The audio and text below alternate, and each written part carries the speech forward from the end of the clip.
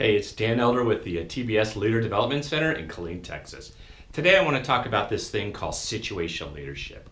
I first heard about situational leadership in a book called Management of Organizational Behavior. It was part of some studies I was doing for my undergrad program.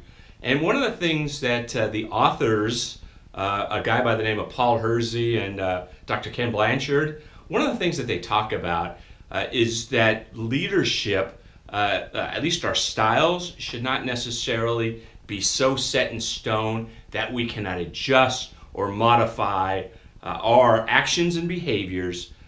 We really should kind of flow with the situation in the moment. So sometimes people wonder, what style of leadership should I use? Sometimes we hear about these things like good cop, bad cop, or going in, like a lion, out like a lamb. What Blanchard and Hersey suggest is first, not what style should I use, but it's really what style should I use in the moment. What leadership style should I use in this context? So let me explain. Depending on the circumstances of the problem that you're facing, whether it's a challenge of connecting with somebody who's subordinate to you or somebody who is superior to you.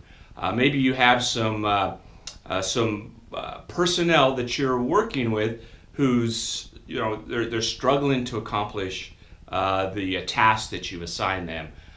Do you always use a hammer, or do you need to sometimes finesse the situation? And really what Hersey and Blanchard suggest is that you should have a style of leadership that really conforms to the person that you're dealing with. In other words, we shouldn't just have one style and that's the one we stick with, but sometimes people need a little bit more coaching, a little bit more mentor. Others may need a lot more oversight, more direct guidance.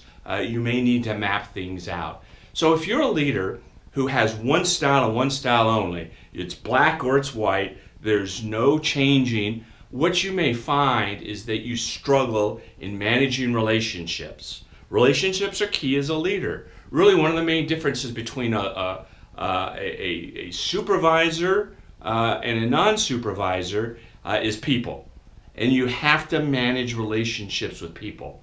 And so I suggest one of the things that you may want to do is take a look at this thing called situational leadership, which suggests that your style should ebb and flow based on the people that you're working with, the people that you're supervising in that moment. So you got to think about context. Some people may require a hammer, and some people may require a little bit more finesse. So this is Dan Elder here, talking to you about situational leadership. I appreciate you tuning in. Thanks.